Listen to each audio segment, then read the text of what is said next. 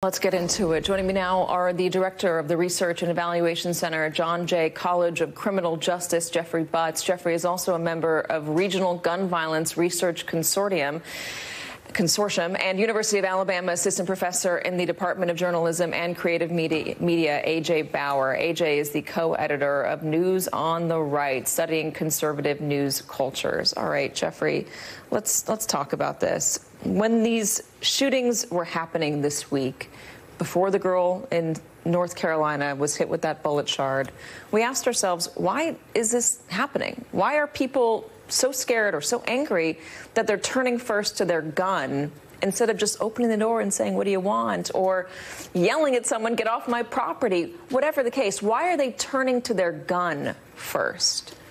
So researchers talk about America having a gun culture, and that gun culture goes back centuries, stemming from a time in Europe where to go hunting was considered a sign of privilege, and also masculinity. There's a lot of masculinity rituals caught up with sharing guns and teaching people how to use guns. That component of the gun culture has started to subside and be overtaken by this self-defense culture, with the whole Second Amendment and the stand your ground laws are a good example. And why it's happening, don't we ask ourselves that every time there's a shooting, a school shooting, a mass shooting? We think, how can people be thinking this way?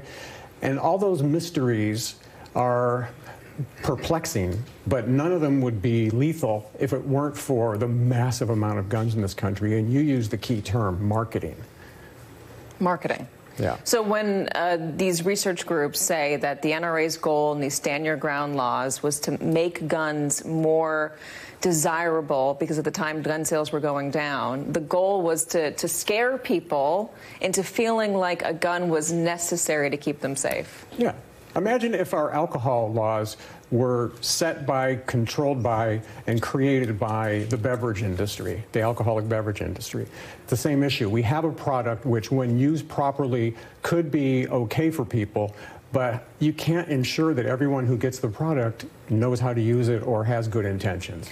You know, I went to the NRA convention in 2016 in Louisville, and I was struck as I was waiting for Donald Trump to speak about all of the videos that were played for the audience and the crowd who was waiting for the candidate for president at the time as well, AJ. And a lot of them were about crime in big cities, and they'd show these beauty shots of New York, or this idea that people in big cities wanted to come for the guns of everyday Americans. They were scary, and if you were buying into it, you would get scared that at any moment your life could be in danger by a criminal who's coming to get you. The NRA has that message at their convention, but it's not just there. It's not just those who are attending that convention. What are you seeing?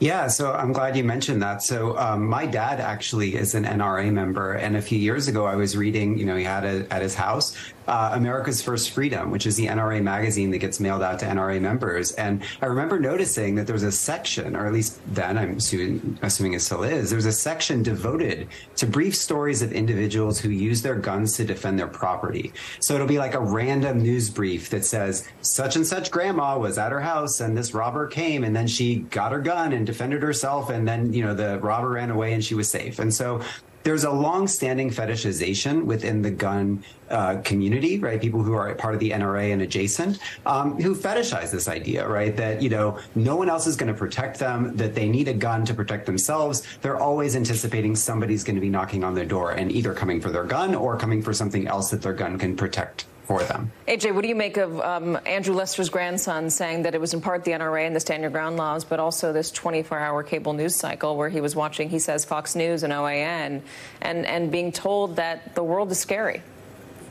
Yeah, I mean, if you watch Fox News, your blood pressure goes up. I mean, it does sound scary when you're watching it. I definitely think conservative radio, talk radio, Fox News play a key role here in promoting violence, particularly the notion that cities are violent, but also the idea, as you know, suburban areas are changing in ethnic and racial and class demographics. And so these areas that after white flight in the 1970s were largely white middle class spaces are increasingly racially, ethnically diverse spaces with multiple multiple different classes of people. And that's something that's scary to a lot of older white people who've been in these communities for a while. And so when they're reading about urban crime, right, urban is coded racially in this country. And so if they're seeing, African Americans or Latino folks who are in their neighborhood that they didn't usually see, they're coding that as criminal elements because of the way that the long-standing kind of racial discrimination in this country. Jeffrey, sorry, go ahead. Go ahead. I also want to point out, though, that it isn't just right-wing media. So true crime is among the most popular entertainment genres in this country right now. And local television outlets have been since the 1970s using like a if it bleeds, it leads type basis for their coverage. So even if you're not watching Fox News, right, you're getting a considerable amount of content that's saying there are killers all around us, there are murderers everywhere, be on the lookout. You see it on social media, too. There are certain news sites that I follow on my Instagram that are constantly telling me how dangerous and terrifying the subway is here in New York City, and it does get your blood pressure up. You're nodding your head as AJ was talking, especially about the coding of urban in our culture. Yes, and I think that's partly an outcome of the bias, the racial bias, the cultural differences in this country historically. It's also a function of how difficult it is to compile crime statistics. So the federal government had an attempt to improve the crime data in this country and just switched to the new system, and about a third of the country cannot yet participate. That makes it really hard for someone to do a national figure on crime. And so what people have gotten in the habit of doing is talking about cities, because cities are better capable of generating complex statistics. And even friends of mine that do this work will publish papers talking about the top 10 cities or the top 30 cities. And then people get that message, and it's what AJ was saying. They start equating urban and city with crime. Well, and it's also becomes a big talking point during the political cycles and during political campaigns. Republicans were running on crime in cities heavily in the 2022 midterm cycle. It's part of the reason why Republicans gained so many seats here in the state of New York, which felt like a liberal enclave, but because there was a spike in violence during the pandemic, and because it was covered so much on local news and in local outlets here in New York, it felt like it was huge. It was a big, scary deal. And when I would go up to Westchester and I'd talk to people up there, they would tell me how scary and terrible New York City was. Even though they weren't really going to New York City all the time, they felt it was a big deal.